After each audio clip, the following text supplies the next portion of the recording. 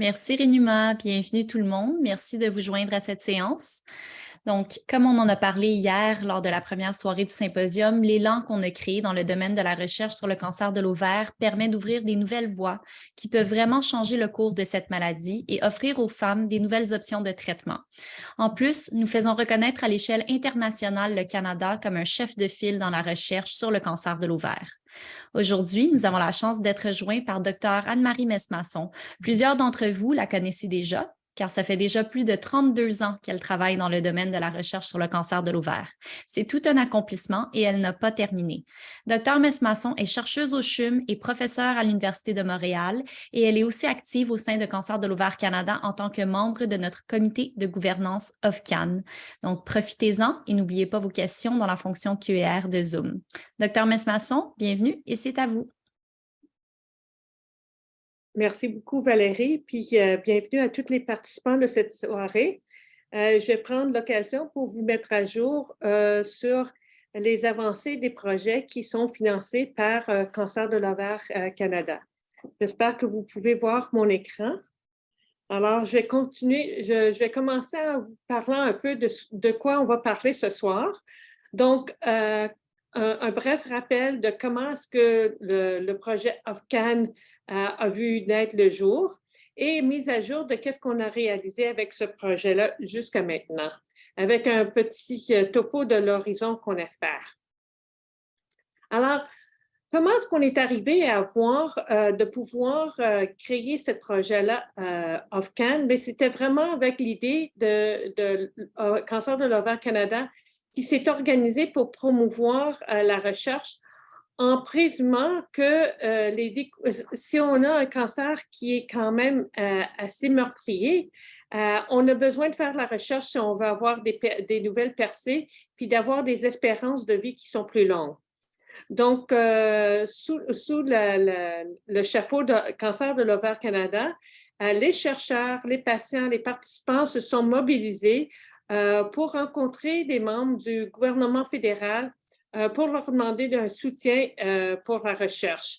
Et c'est grâce à ça qu'on a vu en 2019 un 10 millions de dollars qui a été investi directement en cancer de l'ovaire et qui était dirigé par OCC. Alors, c'est quoi ce projet-là, OFCAN? C'est un projet qui avait été conçu par les chercheurs suite à une grande consultation de la communauté pour voir vraiment qu'est-ce qu'on avait besoin de prioriser afin de s'assurer que les avancées qu'on fait en recherche se rendent au chevet du patient. Et donc, la communauté avait identifié vraiment 3 priorités. Un, c'est des modèles de recherche qui sont à la base de toute découverte et très important qu'on puisse avoir des modèles qui représentent tous les sous-types du cancer de l'ovaire. Le deuxième volet des priorités était vraiment d'avoir des traitements novateurs. Alors, la façon normalement, dans le cheminement d'un nouveau médicament, il faut avoir des idées, des nouvelles, d'identifier des faiblesses au niveau de la tumeur, développer des médicaments, puis ensuite tester ces médicaments dans des modèles précliniques. Finalement, si on veut se rendre vraiment au chevet du patient, ces nouveaux molécules doivent être testées dans des conditions comme la recherche clinique, afin de, premièrement, regarder la sécurité de l'approche et l'efficacité de l'approche. Donc, c'est ces 3 volets-là qui ont ensemble, on pense qu'ils vont offrir un meilleur pronostic aux femmes qui sont diagnostiquées avec un cancer de l'ovaire. Donc, ce programme-là, qui était dans le budget de 2019, continuait. Puis malgré la pandémie, on a été capable de faire une très belle progression, comme j'espère que vous allez voir avec nos avancées ce soir. Alors, dans la priorité numéro 1, qui était vraiment des modèles de recherche en cancer de l'ovaire, on a priorisé vraiment 2 types de modèles. Donc, un premier type de modèle, c'est des modèles de souris. On utilise des souris pour essayer de mimer la maladie qu'on voit chez les femmes. Et c'est un modèle qui se partage facilement entre les laboratoires. Les autres modèles sont vraiment basés sur les tissus des patients. Donc, les cellules tumorales, le sang, il y en a qui sont un peu plus statiques, mais il y a aussi des modèles vivants qui sont très intéressants. Puis, on appelle ça, premièrement, des cultures cellulaires. Donc, on peut prendre les cellules tumorales puis les pousser en monocouche sur du plastique. On appelle ça des modèles 2D. Et donc, on a vraiment des cellules de patientes qu'on est en train de regarder, ou on peut les faire pousser en boule en 3D. Donc, ça s'apparente plus à la tumeur. Et en plus, on a des plateformes où on n'étudie pas les cellules individuelles, mais la tumeur au complet qu'on peut garder vivant à l'extérieur du corps.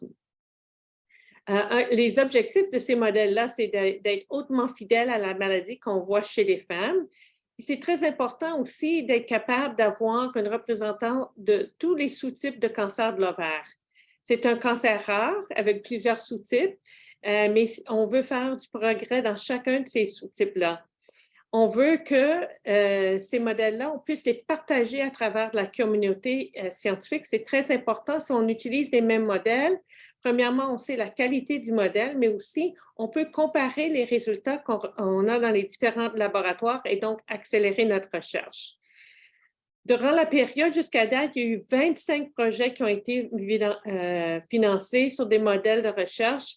Et ces modèles-là servent pour des découvertes futures, soit pour le diagnostic, prévention et traitement, et ce, pour tous les types de cancers.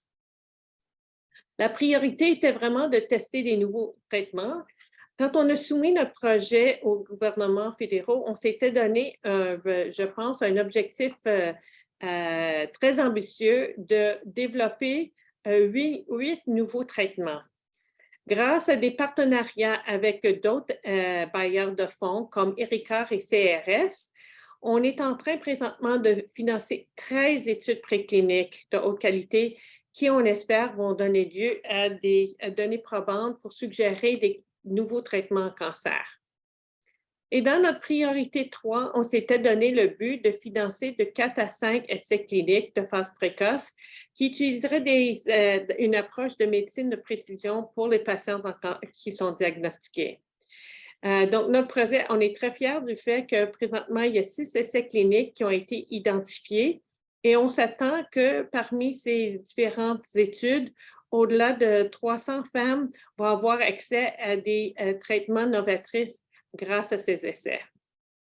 Je vais prendre un peu de temps pour en discuter.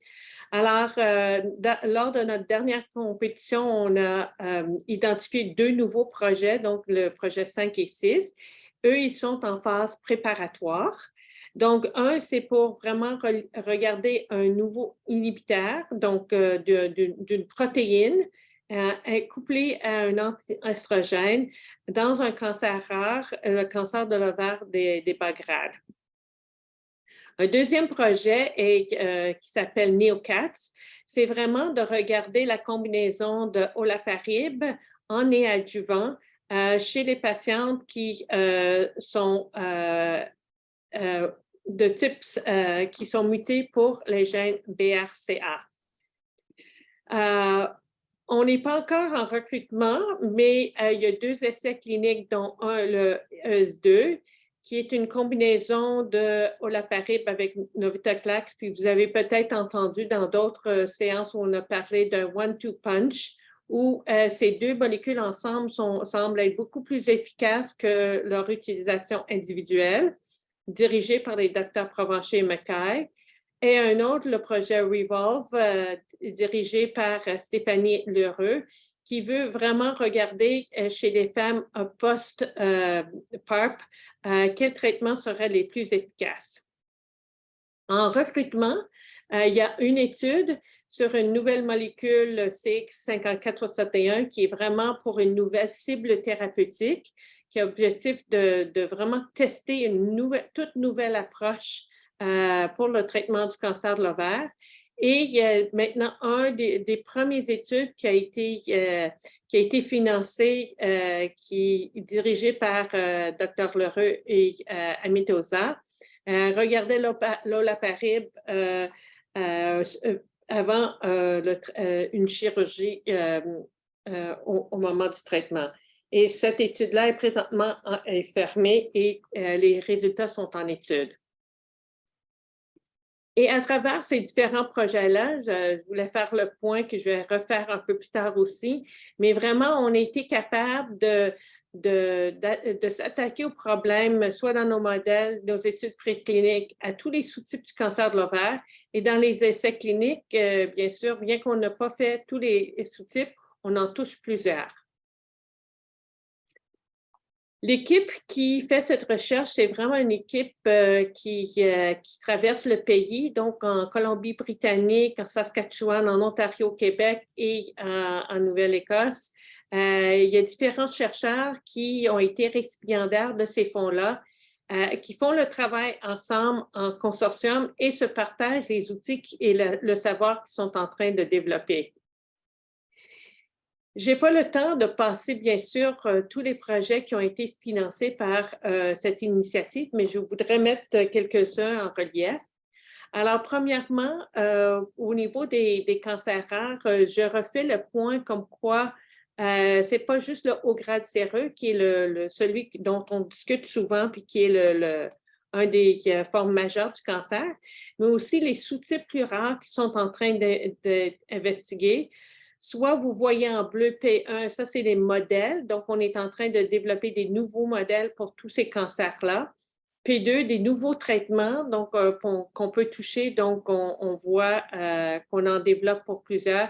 Et P3, les essais cliniques dans ces cancers rares-là.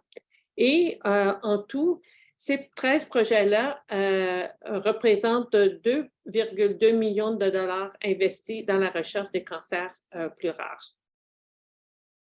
Ceci est un exemple du modèle qui a été dérivé dans le laboratoire du Dr. Carey, qui se concentre sur le cancer de l'ovaire séreux de bas grade. Donc, à partir d'études de plusieurs patientes, il ne l'a pas juste fait avec une patiente, mais avec plusieurs, il a été capable de dériver des lignées cellulaires. Donc, c'est des modèles in vivo qui poussent continuellement puis qu'on est capable de partager avec la communauté au complet. Et ce qu'on appelle des PDX, qui sont des Patient-Derived Xenografts. En d'autres mots, on prend la tumeur de la femme, puis on le fait pousser dans une souris qui n'a pas de système immunitaire. Donc, elle n'est pas capable de combattre le cancer, ne le voit pas comme étant pas de soi. Et on est capable de faire pousser ce genre de tumeur chez la souris. Et tous ces modèles-là ont été bien caractérisés au niveau moléculaire. Ils sont très utiles pour pouvoir tester des nouvelles approches thérapeutiques et ils sont partageables à travers la communauté, pas juste le Canada, mais à l'international. Ceci est un exemple de comment ces modèles-là ont été utilisés dans un papier qui vient juste d'être publié en octobre des collaborateurs du Dr. Carey. Et d'ailleurs, ils ont regardé 2 nouveaux traitements, donc des inhibiteurs de la médecine personnalisée, donc des inhibiteurs de MEK et de RAF. Chez la souris, en utilisant ce modèle-là de xénographe, ils ont été capables de montrer que soit les inhibiteurs de RAF à faible dose ou à haute dose, à faible dose ne sont pas efficaces, à haute dose sont plus efficaces, mais il y a beaucoup d'effets secondaires à haute dose. Et quand ils regardent des inhibiteurs de MEK, ils sont très efficaces et ils sont rendus encore même plus efficaces avec la plus faible dose des inhibiteurs de RAS, qui nous suggèrent des combinaisons qui seraient sécuritaires pour un futur essai clinique de phase 1. Un autre volet très important de notre recherche, vous savez sans doute, parce que ça fait beaucoup la manchette des journaux, l'importance de l'immunothérapie maintenant dans le traitement des cancers, c'est vraiment un nouvel type de traitement où on est capable d'armer notre propre système immunitaire pour combattre le cancer. Et bien que cette approche-là qui a vu beaucoup de succès dans certains cancers, notamment dans le mélanome, on est frustré parce que les taux de succès sont très bas chez le cancer de l'ovaire. Par contre, le fait qu'on en a certains succès nous suggère qu'il faudra travailler plus fort pour comprendre comment bien activer le système immunitaire quand on est dans un contexte de cancer de l'ovaire. Et donc, dans l'initiative OFCAM, il y a 13 projets de plus de 2,4 millions de dollars qui sont axés sur ça. Donc, ça, c'est une citation de Dr. Jeannette Boudreau, qui est un de nos scientifiques qui a reçu de l'argent. Et vraiment, quand on parle pourquoi est-ce que l'immunothérapie qui fonctionne si bien en mélanome ne fonctionne pas en cancer de l'ovaire, mais il y a plusieurs raisons dont je ne rentrerai pas dans tous les détails. Mais un des astuces de tumeurs, c'est qu'ils sont capables de produire des molécules on appelle ça des immunosuppresseurs, mais qui sont capables d'endormir le système immunitaire. Et donc, nous, on a besoin de trouver, c'est quoi exactement les molécules qui sont utilisées par le cancer de l'ovaire? Comment est-ce qu'ils arrivent à endormir le système immunitaire? Et si on comprend ça, on va être sur la bonne route de voir comment on peut le contrôler. On sait aussi que les cancers de l'ovaire sont très hétérogènes et on veut comprendre comment cette hétérogénéité affecte notre capacité de répondre aux immunothérapies. L'une des approches pour essayer de commencer à bien comprendre comment le système immunitaire réagit contre un cancer de l'ovaire, comment on peut le réactiver, c'est en développant des modèles de souris. Donc, je vous ai parlé de PDX, où il y a des souris sans système d'immunité dans lesquelles on peut mettre des tumeurs humaines. Mais on ne peut pas étudier l'immunothérapie dans ce système-là puisqu'on n'a pas de système immunitaire. Donc, il y a différents laboratoires qui ont travaillé ensemble pour développer des modèles pour recréer le cancer de l'ovaire chez la souris, mais une souris qui a bien son système immunitaire au complet et qui va permettre de tester des nouvelles molécules. La tumeur d'origine de souris, c'est pas juste une tumeur qu'on a développée, mais il y a toute une série de tumeurs qui vont récapituler certains phénotypes caractéristiques du cancer de l'ovaire chez la femme. Et ce que les groupes ont été capables de montrer, c'est dépendant du modèle qui est développé, l'identité des différentes cellules qui infiltrent le cancer sont différentes. Ça va nous donner des modèles pour venir tester des nouvelles anti-immunogéniques. Donc, ça, c'est une tournée rapide de ce qu'on a fait, mais on espère, parce qu'on va bientôt, à la fin de 2023, arriver à la fin de notre projet AFCAN, mais on ne veut pas voir tout ce beau travail-là finir. Donc, parmi les stratégies qu'on préconise, c'est de vraiment travailler encore avec Cancer de l'ovaire Canada sur un agenda pour convaincre le gouvernement fédéral à renouveler les argents qu'ils ont commis pour la recherche en cancer de l'ovaire. Et vous voyez ici différentes personnes qui ont contribué à ce genre de journée où on rencontre les ministres, on rencontre les députés, puis avec nos patients partenaires, les scientifiques et AFCAN, on essaie de, premièrement, démontrer comment on a bien utilisé l'argent qu'ils ont octroyé, mais aussi leur démontrer la grande nécessité de continuer de travailler ensemble. Donc, je vous remercie beaucoup de votre attention. On remercie aussi tous nos bailleurs de fonds, nos partenaires, nos collaborateurs. Le projet a été bien financé par Santé Canada de 10 millions, mais il faut reconnaître que la province de Saskatchewan et de Nouvelle-Écosse ont aussi tous les deux mis 1 million de dollars pour soutenir l'initiative dans leur province. Et bien que je veux remercier les membres du consortium, les chercheurs, mais aussi beaucoup les patients partenaires qui nous ont vraiment aidés à concevoir le projet, mais aussi nous ont guidés dans le choix des projets à financer. Donc, avec ça, je vais finir ma présentation. J'ai arrêté de partager. Merci beaucoup, Dr. Messmasson, pour cette présentation. On a eu quelques questions lors de votre présentation. La première concerne les types de cancer de l'ovaire plus rares, particulièrement le cancer de l'ovaire à cellules claires et ce qu'on fait en recherche Pour cela, donc, comme vous l'avez mentionné dans votre présentation, Ofcan de Cancer de l'ovaire Canada travaille sur la priorité 1, soit le développement de modèles de recherche en cancer de l'ovaire, et la priorité 2, soit tester de nouveaux traitements dans des études précliniques, et ce, pour tous les types de cancer de l'ovaire, donc incluant le cancer de l'ovaire à cellules claires. Docteur Messmasson, je sais que vous n'aviez pas eu le temps de parler de façon plus détaillée de tous les projets en cours en juste 30 minutes, mais est-ce que vous voulez dire un mot supplémentaire sur le travail qu'on fait en recherche quant au cancer de l'ovaire à cellules claires? Donc, merci beaucoup pour la question. Pour le cancer de cellules claires, un des grands défis qu'on avait quand on a commencé ce projet collaboratif, c'est qu'on avait très, très peu de lignées cellulaires dérivées de patients qui étaient bien caractérisés du cancer de l'ovaire de cellules claires.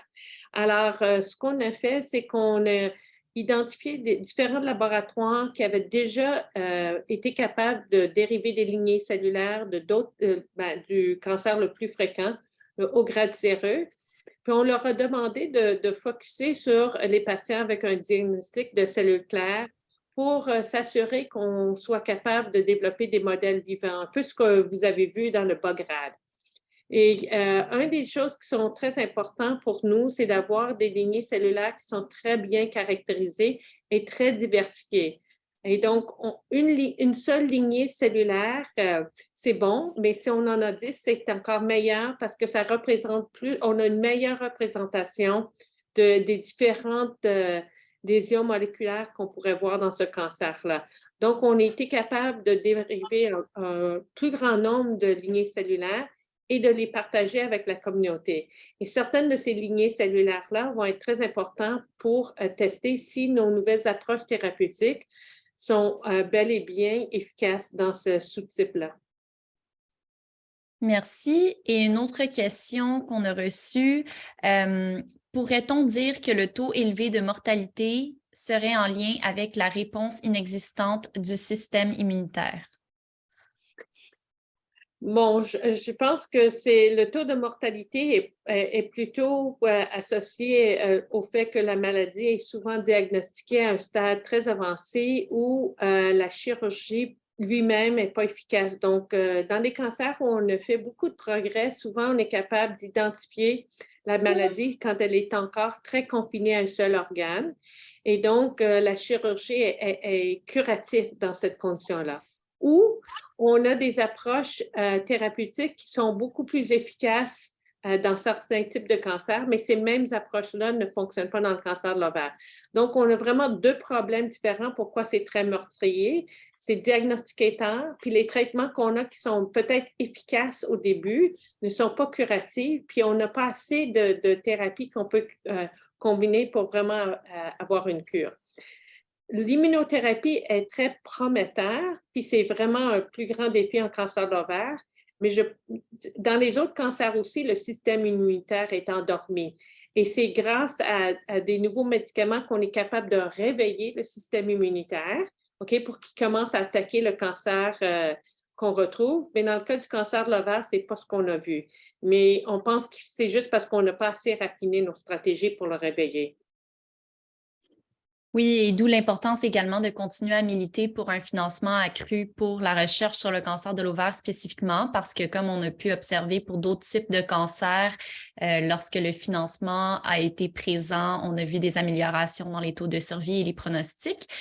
Et finalement, je remercie aussi le ou la participante qui a posé une question sur les inhibiteurs de PARP. Je vous invite à rester à l'écoute du reste du symposium parce que notre dernière séance de la soirée va justement porter sur les inhibiteurs de PARP. On va être joint par Dr. Diane Provencher, qui est gynécologue-oncologue au CHUM, et deux sœurs turquoises, Annie-France et Nancy, vers 19h50 pour cette séance. Donc, je vous invite à rester présent.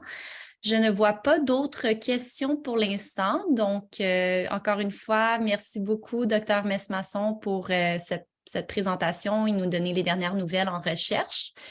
Et je vous souhaite à tout le monde un bon reste du symposium. J'invite Numa à reprendre la parole pour la prochaine séance. Merci. Merci, Anne-Marie.